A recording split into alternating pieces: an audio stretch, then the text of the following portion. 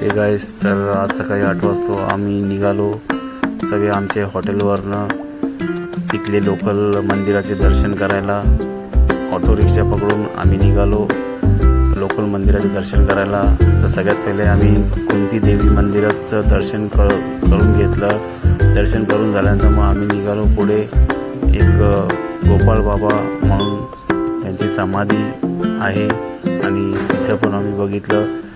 तिथं त्यांनी शिर्डीवरनं अग्नी आणून इथं ज्वाला प्रज्वलित केलं आहे ते पण बघितलं आणि बाजूला त्यांची समाधी होती, समाधीचं दर्शन वगैरे करून घेतलं।